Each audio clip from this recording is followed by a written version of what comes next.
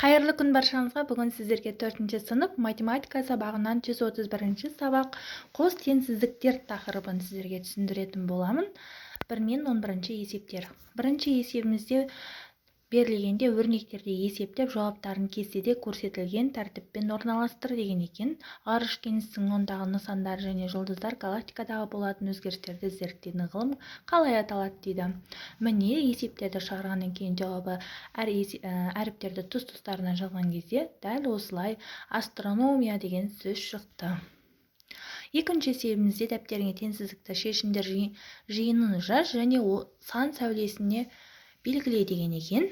Есепте А және Ә бөліктерінен тұрады екен есеп. Сіздерге қазір дәл осы есепті шығарып ұсынып отырмын. Міне дәл осылай жазып алсаңыздар дұрыс болады есеп. А және Ә есептері. Бүгінгі біздің 3-ші есебімізде тапсырманы орында жазуды түсіндір деген жұптық жұмыс ретінде беріледі екен. Балалар жердің моделін шар түрінде жасады. Бұл модельді өлшеген кезде шар 3 килограммдық кіртастан ауыр, бірақ дәл осындай 2 кіртастан жеңіл болып шықты. Шардың массасын X килограммен теңсіздіктерін бөліп жаз деген екен. Міне сіздерге дәл осылай жазып ұсынып отырмын. Дәл осылай жазып алсаңыздар болады. Бүгінгі біздің 4-ші есебімізде қос теңсіздіктерді жаз деген екен. А, Ә, Б, Г бөліктерден тұрады есеп. Енді мен сіздерге қазір жазып ұсынамын.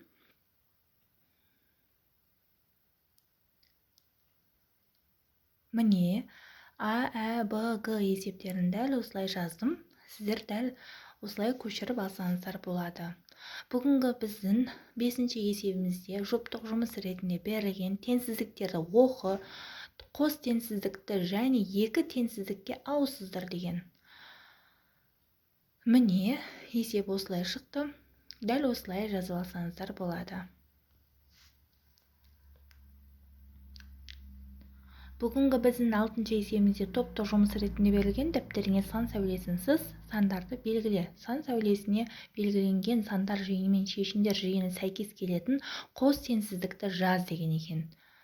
А, Ә есептеріне тұрады. Міне А есебіміз осылай, Ә есебіміз астында екеуінде шығарып ұсынып отырмын.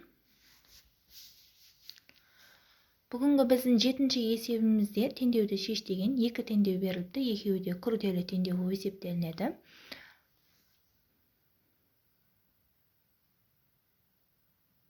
Міне 2 күрделі теңдеуімізді шығарып көрсетіп отырмын. Дәл осылай жазып алсаңыздар болады. Бүгінгі біздің 8-ші есепте тапсырманы орында деген Арманның ақшта тұратын достары дүкеннен телескоп көрді. Олар егер ай сайын $8 жинап отырса, 1 жылдан кейін телескоп алуға болатынын анықтады. Дүкенде оларға тауарының құнын бөліп төлеуді ұсынды. Егер олай 18 ай бойы ай сайын $9 төлеп отырса, ол қанша теңге? Міне телескоптың бағасы $96, құнын бөліп төлейтін болса, құны $162 тиетінін сіздерге жазып көрсеттім. Берілгенін жаздым, шешуі жауабын да жазып қойдым. Осылай қатесіз көшіріп алыңыздар. 9-ші есепте салыстыр деген әріпті өрнектерінің мәндерін қоймай тұрып, олардың арасындағы таңбаларды неге олай қойғанды түсіндір дейді. Енді сіздерге салыстырған кезде мен сіздерге осылай салыстырып дұрысын жазып ұсынып отырмын. Дәл осылай жазып алсаңыздар болады. Бүгінгі біздің 10-ші есебімізде тапсырманы орында деген көрмеге арналған метеоритке ұқсас 1,27 модель жасалды. Олардың біреуі басқасынан жеңіл болып шықты. Кіртасты жоқ таразда 3 рет өлшеу арқылы жалғыз жеңілдеу модельді қалай табуға болатынын түсіндір деген екен. Міне сіздерге сол кіртасты қалай табу жолын жазып ұсындым. Дәл осылай жазып алсаңыздар болады. Бүгінгі 11-ші есебімізде үй тапсырмасы ретінде беріледі. Қос теңсіздікті түрінде жаз, шешімдер жиынын сан сәулесіне белгіле, шешімдер жиынын фигуралы жақшаның көмегімен жаз деген екен. Мен сіздерге дәл осыны жазып ұсынып отырмын. Дәл осылай жазып аласыздар.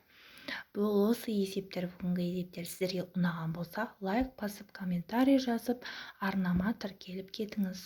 Рахмет көп-көп.